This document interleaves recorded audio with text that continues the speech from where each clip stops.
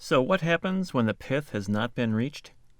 We can still determine tree age, but things get just a little more complicated. To determine tree age in this case, I'm going to introduce 4 variables that we'll work with.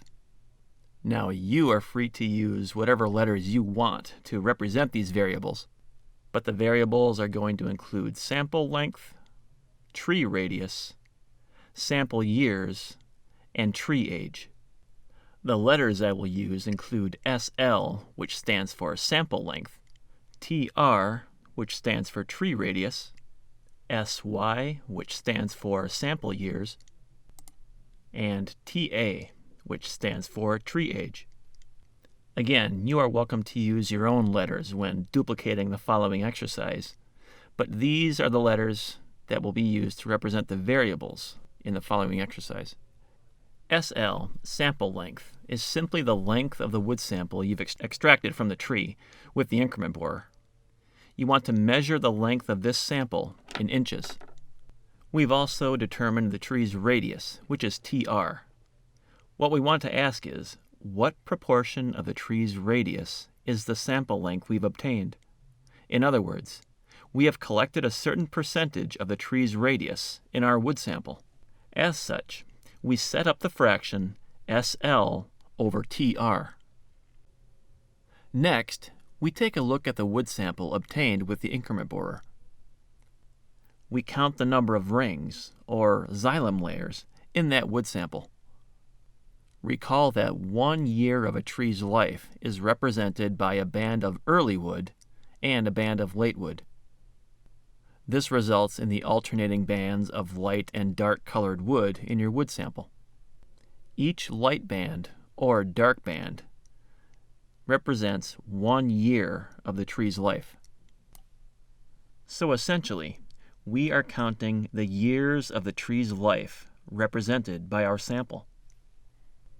Again, we'll use the variable SY, which means sample years.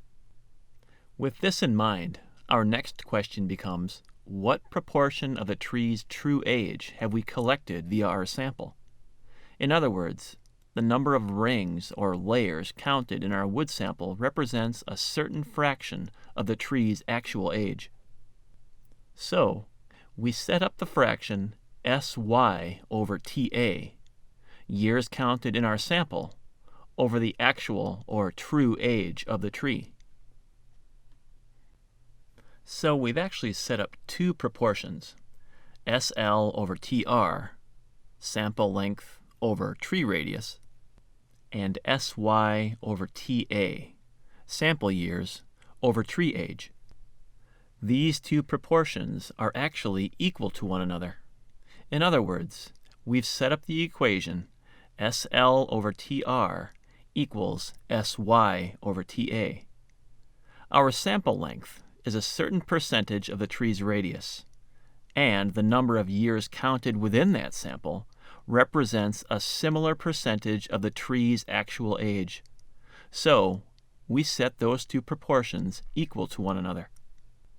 Of the variables we've set up, 3 of them are known variables. These known variables are SL, TR, and SY. The only unknown variable is tree age, or TA. We used basic algebra to solve for TA, or the tree's true age. Some simple cross multiplication allows us to do so. We eventually wind up with the equation TA, or tree age, is equal to SY, or sample years, multiplied by TR, tree radius, divided by SL, or sample length. That is, tree age is equal to sample years multiplied by tree radius, divided by sample length.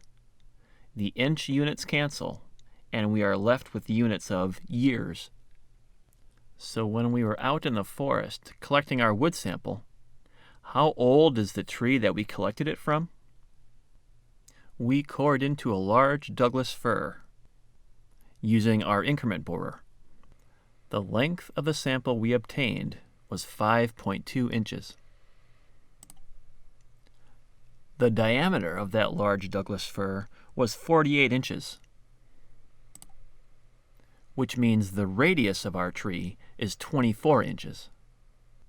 This gives us a sample length over tree radius ratio of 5.2 over 24.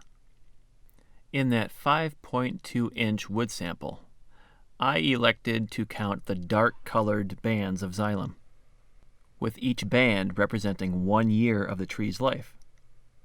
So how many years did I count in that wood sample? I counted 92 years, so SY, sample years, equals 92. This gives us an SY over TA ratio of 92 over TA. Recall that we set the two ratios equal to one another. Again, we have 3 knowns and 1 unknown, the unknown being TA, or tree age.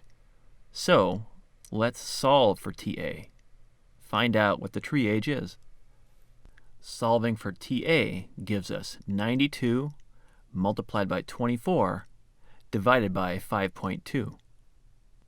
This gives us a tree age of 424.6 years.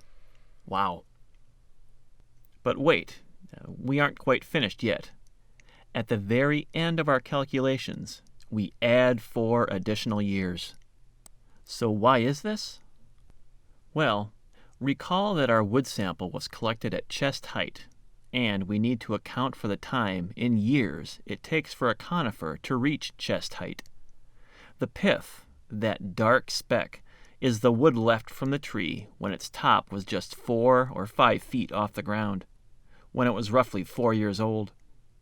The pith serves to remind us that we need to add 4 years to our age calculation. Once 4 years are added, we've reached our final age calculation. So our Douglas fir is 428.6, or rounding up to the next year, 429 years old.